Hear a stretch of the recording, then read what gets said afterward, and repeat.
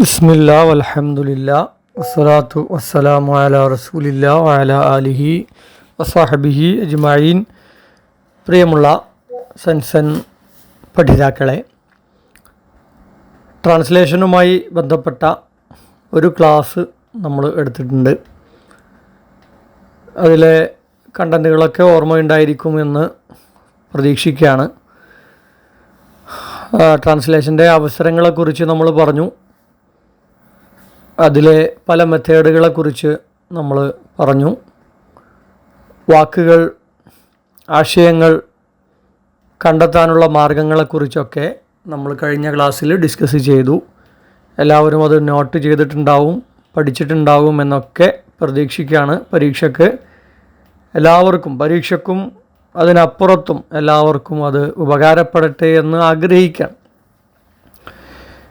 കഴിഞ്ഞ ക്ലാസ്സിൽ നമ്മൾ ചില നിഘണ്ടുക്കളെക്കുറിച്ചാണ് പറഞ്ഞിട്ടുള്ളത്. ഓൺലൈനായിട്ട് നമുക്ക് ചെയ്യാവുന്ന അൽ മആനി നിഘണ്ടുവിനെക്കുറിച്ച് നമ്മൾ പറഞ്ഞു. അതിൻ്റെ പ്രത്യേകതകൾ എല്ലാവർക്കും ഓർമ്മ ഉണ്ടാവും. എല്ലാവരും അത് ചെയ്തു നോക്കിയിരുന്നോ? ചെയ്തു നോക്കിയവർ വീണ്ടും വീണ്ടും ചെയ്ത് നോക്കുക. തീരെ ചെയ്യാത്തവർ എന്തായാലും ചെയ്തു നോക്കുക. ഗൂഗിൾ ട്രാൻസ്ലേറ്റിനെ കുറിച്ചും നമ്മൾ വിശദമായി പറഞ്ഞിരുന്നു. ഇന്ന് ഒരു ഡിക്ഷണറി കൂടി പരിചയപ്പെടുത്താം. എല്ലാം കൂടി ഒറ്റയടിക്ക് നമ്മൾ പരിചയപ്പെടുത്തുന്നില്ല. ഓരോന്ന് നമുക്ക് പരിചയപ്പെടുത്താം. വളരെ പ്രധാനപ്പെട്ട ഒരു ഡിക്ഷണറിയാണ് റിവേഴ്സോ ഡിക്ഷണറി. ഇത് നമുക്ക് ഡെസ്ക്ടോപ്പിൽ ചെയ്യാം. ഏത് OS ആണെങ്കിലും നെറ്റ് അവൈലബിളായ എല്ലാ OSലും ഇത് വർക്ക് ചെയ്യും. അതേപോലെ ഇതിൻ്റെ ആപ്പ് ഉണ്ട്.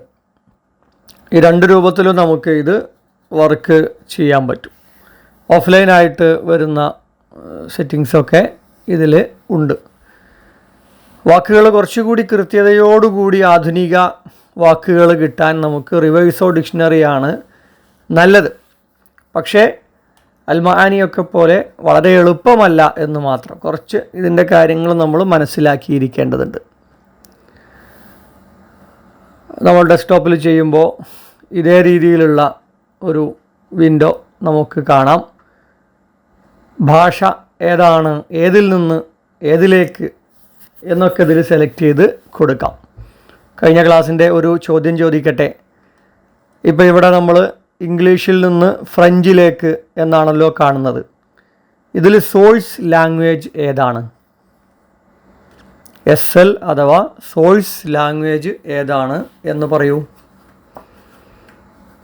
ഇതിലെ സോഴ്സ് ലാംഗ്വേജ് ഇംഗ്ലീഷാണ്. TL അഥവാ ടാർഗറ്റ് ലാംഗ്വേജ് ഏതാണ്? അത് ഫ്രഞ്ചാണ്. മനസ്സിലായോ? ഇംഗ്ലീഷിൽ നിന്ന് ഫ്രഞ്ചിലേക്ക്. അതുകൊണ്ട് English source language, French target language. Reverso dictionary പരിചയപ്പെടുത്തുമ്പോൾ സാന്ദർഭികമായി ഒരു ചോദ്യം ചോദിച്ചു എന്നേ ഉള്ളൂ. കഴിഞ്ഞ ക്ലാസ്സിൽ നമ്മൾ പറഞ്ഞിരുന്ന ഒരു കാര്യമാണ് കോണ്ടെക്സ്റ്റുകൾ എന്നതിലെ ഓരോ നാടിൻ്റെയും ശൈലീ വ്യത്യാസം മനസ്സിലാക്കിയിരിക്കണം എന്ന് നമ്മൾ പറഞ്ഞു. ഓരോ സന്ദർഭങ്ങൾ നമ്മൾ മനസ്സിലാക്കിയിരിക്കേണ്ടതുണ്ട് എന്ന് പറഞ്ഞു. ഇന്ന് നമ്മൾ നോക്കാൻ പോകുന്ന ഒരു കാര്യം ഗ്രീറ്റിംഗ് വേർഡുകളാണ്. അറബിയിൽ തഹിയ്യാത്ത് എന്ന് പറയും, സലാം എന്ന് പറയും, തഹാനി എന്ന് പറയും, തർഹീബാത്ത് എന്നൊക്കെ അറിയപ്പെടുന്ന ഗ്രീറ്റിംഗ് വേർഡ്സിനെ പറ്റിയാണ് നമ്മൾ പഠിക്കുന്നത്. ഇത് ഓരോ നാട്ടിലും പ്രയോഗങ്ങൾ വ്യത്യാസപ്പെട്ട് വരും. പലതും നമുക്ക് അറിയുന്നതുണ്ടാവും, പലതും അറിയാത്തതും ഉണ്ടാവും.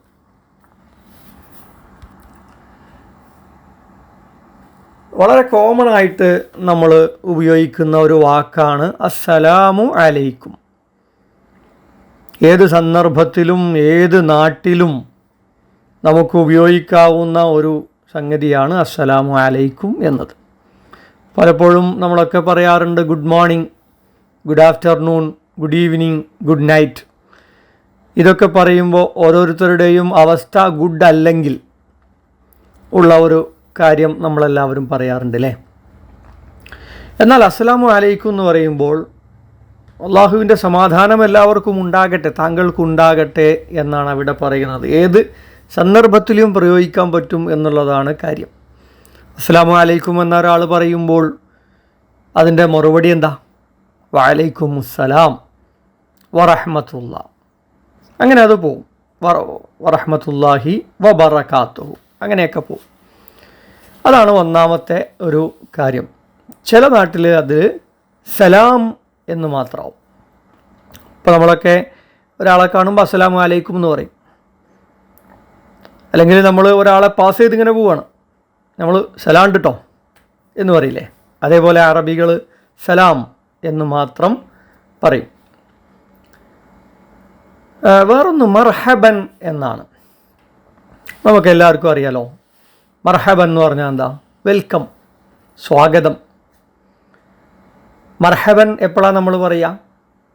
ഒരാൾ നമ്മുടെ അടുത്തേക്ക് കയറി വരുന്നു, നമ്മുടെ വീട്ടിലേക്ക് കയറി വരുന്നു, നമ്മുടെ സദസ്സിലേക്ക് കയറി വരുന്നു, നമ്മുടെ ക്ലാസ്സിലേക്ക് കയറി വരുന്നു. അപ്പോൾ നമ്മൾ ആ വ്യക്തിയോട് മർഹബൻ എന്ന് പറയും. അതേപോലെ പറയാൻ പറ്റിയ ഒരു വാക്കാണ് അഹ്ലൻ വസഹ്ലൻ. അഹ്ലൻ വസഹ്ലൻ എന്ന് പറഞ്ഞാലും സ്വാഗതം എന്ന് തന്നെയാണ്. ഈ അഹ്ലൻ വസഹ്ലൻ എന്ന വാക്കാണ് സ്വാഗതം ചെയ്യാൻ ഉപയോഗിക്കുന്നതിൽ ഏറ്റവും മികച്ച വാക്ക്. എന്താ അതിനെപ്പറ്റി പറയുന്നത് അറിയോ? അഹ്ലൻ, അഹ്ൽ എന്ന് പറഞ്ഞാൽ എന്താ? കുടുംബം അല്ലേ. അഹ്ൽ എന്ന് പറഞ്ഞാൽ കുടുംബം. സഹിൽ എന്ന് പറഞ്ഞാലോ എളുപ്പം അല്ലേ. അപ്പോൾ അഹ്ലൻ വസഹ്ലൻ എന്നൊരാളോട് പറഞ്ഞാൽ താങ്കൾക്ക് ഇത്, ഇപ്പോൾ നമ്മുടെ വീട്ടിലേക്ക് ഒരാൾ കയറി വരാനൊരുങ്ങുക, അഹ്ലൻ വസഹ്ലൻ നമ്മൾ പറഞ്ഞാൽ ഇത് നിങ്ങളുടെ കുടുംബം പോലെ നിങ്ങൾ കണ്ടോളൂ, ധൈര്യമായി കുടുംബത്തിലേക്ക് കയറി വരുന്നത് പോലെ കയറി വന്നോളൂ എന്ന് പറയുന്ന ഒരു സ്റ്റൈലാണ് അഹ്ലൻ വസഹ്ലൻ എന്നത്. അതുകൂടി നമ്മൾ ഈ കൂട്ടത്തിൽ മനസ്സിലാക്കിയിരിക്കേണ്ടതാണ്. അപ്പോൾ ഒരാൾ അഹ്ലൻ വസഹ്ലൻ എന്ന് പറഞ്ഞ് നമ്മളെ സ്വാഗതം ചെയ്താൽ നമ്മൾ തിരിച്ചു പറയേണ്ടത് എന്താ? അഹ്ലൻ ബിക് എന്ന് പറയാം. അല്ലെങ്കിൽ അഹ്ലൻ വസഹ്ലൻ എന്ന് തന്നെ പറയുന്നതിലും കുഴപ്പമില്ല. അല്ലെങ്കിൽ ശുക്രൻ എന്ന് പറഞ്ഞാലും കുഴപ്പമില്ല. അഹ്ലൻ ബിക് എന്നതാണ് അതിൻ്റെ ശരിയായ ഒരു മറുപടി. ഇനി ഒരാളെ സ്വാഗതം ചെയ്യാനും നമുക്ക് അഹ്ലൻ ബിക് എന്ന് ഉപയോഗിക്കാം, തെറ്റില്ല. മറ്റൊന്നാണ് സബാഹുൽ ഖൈർ. എന്താണ് സബാഹുൽ ഖൈർ? സ്കൂൾ കാലഘട്ടം മുതൽ നമ്മളൊക്കെ കേട്ടുവരുന്നതാണ്.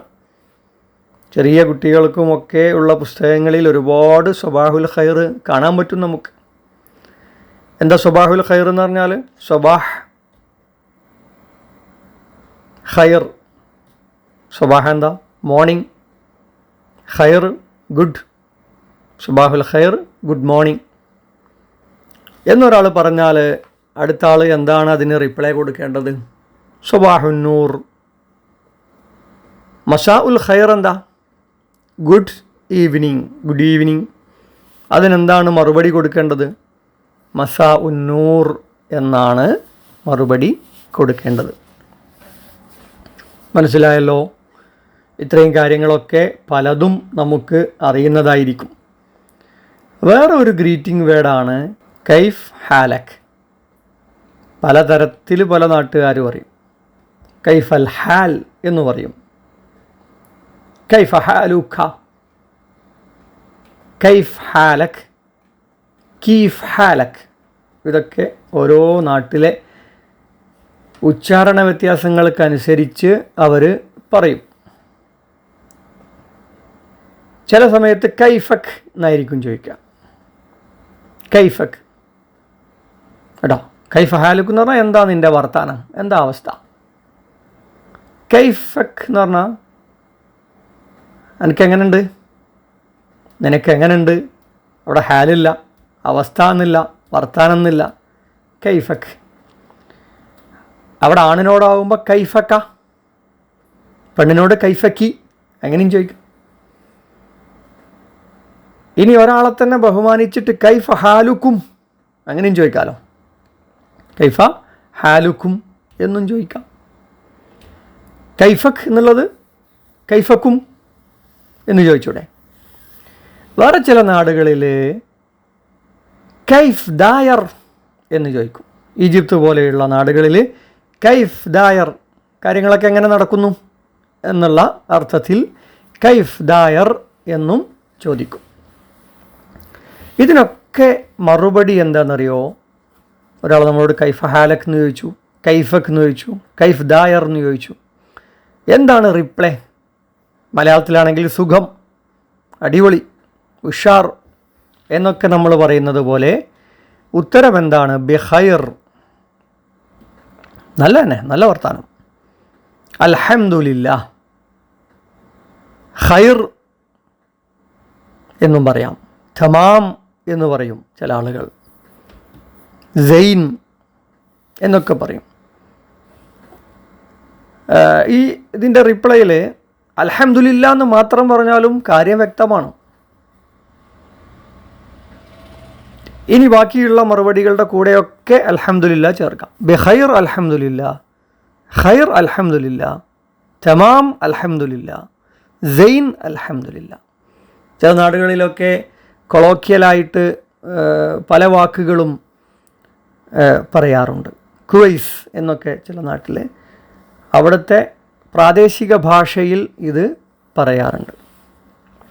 ചില നാടുകളിൽ എന്താ വിശേഷം എന്നുള്ളതിന് ചോദിക്കുന്ന ഒരു വാക്കാണ് ലാ ബൗസ്, കുഴപ്പമൊന്നുമില്ലല്ലോ, എവറിത്തിങ് ഗുഡ് എന്ന് ചോദിക്കും ചില നാടുകളിൽ. അതും നല്ലൊരു പ്രയോഗം തന്നെയാണ്. അപ്പോൾ അതിന് മറുപടി എന്താ? ലാ ബൗസ്, കുഴപ്പമില്ല, കുഴപ്പമില്ല എന്ന് പറയും. ഇതേ അർത്ഥത്തിൽ എന്താ വർത്താനം, ഹൗ ആർ യു എന്നതിൽ ഉപയോഗിക്കാവുന്ന വേറൊരു വാക്കാണ്, ഈജിപ്തിലാണ് അത് ഉപയോഗിക്കാറുള്ളത്, ഇസയ്യക്. എന്താണ്? ഇസയ്യക് എന്ന് ചോദിക്കും. ആണിനോടാവുമ്പോൾ ഇസയ്യക്ക, പെണ്ണിനോട് ആവുമ്പോൾ ഇസയ്യിക്. ആണിനോടാവുമ്പോൾ ഇസയ്യക്, പെണ്ണിനോടാവുമ്പോൾ ഇസയ്യിക്. ഈജിപ്തിലെ ഒരു പ്രയോഗമാണ്. അർത്ഥം എന്താണ്? ഹൗ ആർ യു എന്നാണ്. അപ്പോൾ നമ്മൾ നേരത്തെ പറഞ്ഞ എല്ലാ മറുപടിയും പറയാം. ഏതൊക്കെയാണ് നമ്മൾ നേരത്തെ പറഞ്ഞത്? ബി ഖൈർ, അൽഹംദുലില്ലാ, ഖൈർ, തമാം, സൈൻ, കുവൈസ്, ഒരുപാട് കാര്യങ്ങൾ. ഇതിന് മറുപടിയായിട്ട് ലാബേഴ്സ്, അതും പറയാം. ഗുഡ് എന്ന അർത്ഥത്തിൽ അതും പറയാം. മനസ്സിലായോ? ഇനി ഒരാളെ അഭിവാദ്യം ചെയ്യാൻ നമ്മൾ പല വാക്കുകൾ പഠിച്ചിട്ടുണ്ട്. അതിൽ ഈജിപ്തിൽ പ്രാദേശികമായി ഉപയോഗിക്കുന്ന ഒരു വാക്കാണ് സ്വാഗതത്തിന്, വെൽക്കം അല്ലെങ്കിൽ ഹലോ.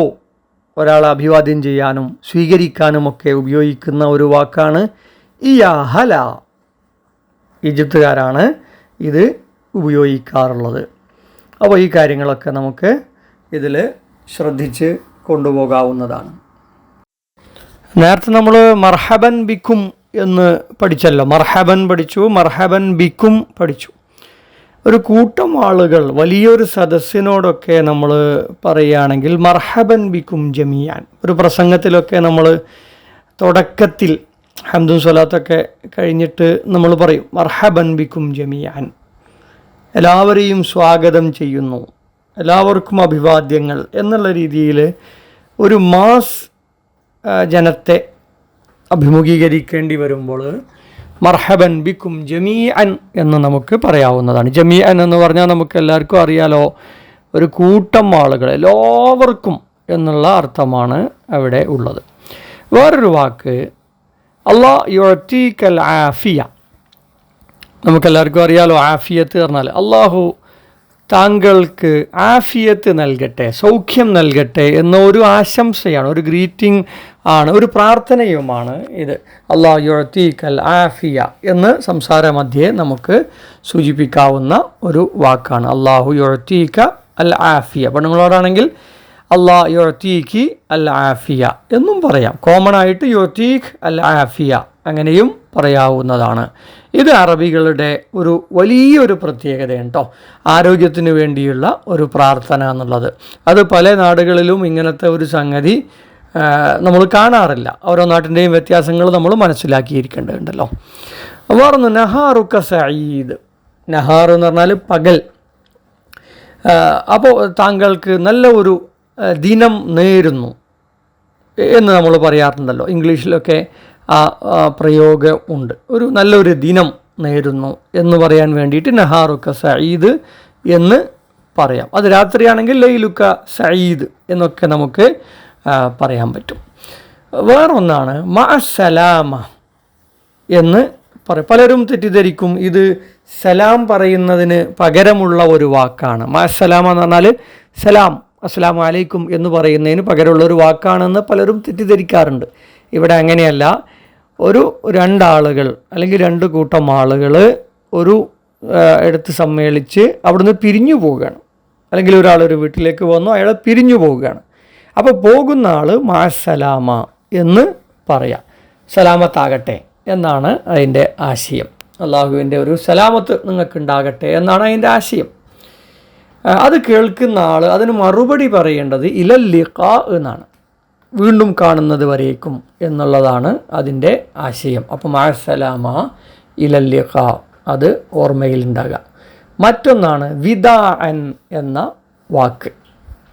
മലയാളത്തിൽ ഇത് നമ്മൾ ഉച്ചരിക്കുമ്പോൾ തന്നെ മലയാളത്തിൽ അതിൻ്റെ അർത്ഥം നമുക്കറിയാം. വിട പറയുമ്പോഴുള്ള ഒരു വാചകമാണ് വിദാഅൻ എന്നത്. അപ്പോൾ ഞാൻ പോവുകയാണ്, വിട എന്ന് പറയുന്നതിനാണ് വിദാഅൻ എന്ന് പറയാം. ട്രാൻസ്ലേഷനിൽ ഒരു വ്യക്തിക്ക് ഏറ്റവും കൂടുതലായി വേണ്ട ഒരു കാര്യം പദസമ്പത്താണ്. അറബി ഭാഷയുടെ ഒരു പ്രത്യേകത തന്നെ പദസമ്പത്താണ്. ഇൻഷാ അല്ലാഹ് നമുക്ക് അറബി ഭാഷയുടെ പ്രത്യേകതകളെ സംബന്ധിച്ച് വേറൊരു ക്ലാസ്സിൽ വിശദമായിട്ട് പറയാം. നമ്മൾ ട്രാൻസ്ലേഷന് ഒരുങ്ങുമ്പോൾ അറബി ഭാഷയുടെ പ്രത്യേകതകളും സാഹചര്യങ്ങളും ഒക്കെ നമ്മൾ അറിഞ്ഞിരിക്കേണ്ടതുണ്ടല്ലോ. ഏതായാലും അതിപ്പോൾ പറയാൻ ഉദ്ദേശിക്കുന്നില്ല. ഏറ്റവും കൂടുതലായിട്ട് ഒരാൾക്ക് വേണ്ടത്, നമുക്ക് ട്രാൻസ്ലേഷൻ രംഗത്ത് ഇറങ്ങുമ്പോൾ വേണ്ടത് പദസമ്പത്താണ്. നമ്മൾ ഉദ്ദേശിക്കുന്ന ഒരു ആശയത്തിന് യോജിച്ച പദം ഏതാണ് എന്ന് നമുക്ക് അറിഞ്ഞിരിക്കേണ്ടതുണ്ട്. അതുകൊണ്ട് തന്നെ ഏറ്റവും കൂടുതൽ പദസമ്പത്ത് നമുക്ക് വേണം. നമുക്ക് ഓൺലൈനായിട്ട് നമുക്ക് അത് നേടിയെടുക്കാനുള്ള ഒരു സൈറ്റാണ് ഞാൻ പരിചയപ്പെടുത്തുന്നത്. ഒന്നുമില്ല, അറബിക് വൊക്കാബുലറി ലിസ്റ്റ് എന്നോ മറ്റോ ടൈപ്പ് ചെയ്താൽ നിങ്ങൾക്ക് ഇതുപോലെയുള്ള ഒരു സൈറ്റ് കിട്ടും. ഇതിൽ നമുക്ക് പല വിഷയങ്ങളിലുമുള്ള പദങ്ങൾ കാണാൻ പറ്റും. ഇതിൻ്റെ ഒരു സ്റ്റൈൽ എന്ന് പറഞ്ഞാൽ ഇംഗ്ലീഷിലുള്ള ആശയം അതിൽ കൊടുക്കും. ഇംഗ്ലീഷിലുള്ള വാക്ക് എന്താണ് ആ വാക്ക് എന്ന് അവിടെ കൊടുക്കും. നിങ്ങൾക്ക് ശ്രദ്ധിച്ചാൽ കാണാൻ പറ്റും. ഇപ്പോൾ ഉദാഹരണമായിട്ട് ആനിമൽസിൻ്റെ ലിസ്റ്റ് നമ്മൾ എടുക്കുകയാണെന്നുണ്ടെങ്കിൽ ക്യാറ്റ് എന്നവിടെ എഴുതിയിട്ടുണ്ട്. സ്റ്റാൻഡേർഡ് അറബിക്കിൽ അതിനെന്താണ് പറയുക എന്നും അവിടെ കൊടുത്തിട്ടുണ്ട്. ഖിത്വത്ത് അതിൻ്റെ ജംഉം കൂടി കൊടുത്തിട്ടുണ്ട് വാക്കുകൾ. ഇനി അതെങ്ങനെ ഉച്ചരിക്കുക എന്നുള്ളതാണ് അടുത്ത ട്രാൻസ്ലിറ്ററേഷൻ എന്നതിൽ കാണുന്നത്. അത് എങ്ങനെ ഉച്ചരിക്കും അറബി വാക്ക് എന്ന് ഇംഗ്ലീഷിൽ കൊടുത്തിട്ടുണ്ട്. അപ്പോൾ അറബിയിൽ കുറച്ച് കഴിവ് കുറവുള്ള ആളുകളാണെങ്കിലും അതിൻ്റെ ഉച്ചാരണം മനസ്സിലാക്കാൻ പറ്റും. അടുത്തത് ഈജിപ്ഷ്യൻ അറബിയിൽ നമുക്കധികം പ്രയോജനം ചെയ്യില്ല. ഈജിപ്തുമായിട്ട് ബന്ധപ്പെട്ട ട്രാൻസ്ലേഷൻ രംഗത്തൊക്കെ പ്രവർത്തിക്കുന്നവർക്ക് അത് നോക്കിയാൽ മതി. ഈജിപ്ഷ്യൻ അറബിയിൽ അത് എന്താണ് പറയുക എന്നുള്ളതും അതിൻ്റെ ഉച്ചാരണം എങ്ങനെയാണ് എന്നുള്ളതും അവിടെ കൊടുത്തിട്ടുണ്ട്. നമ്മൾ മത്സര പരീക്ഷകൾക്കുമൊക്കെ വാക്കുകൾ ശേഖരിക്കുമ്പോൾ നമുക്ക് ഇത് ഉപയോഗപ്പെടും. അങ്ങനെ ഓരോ കാര്യങ്ങളും നമ്മൾ എടുത്തു നോക്കുക. ഓരോ ടാബുകൾ നമുക്കവിടെ കാണാൻ പറ്റും.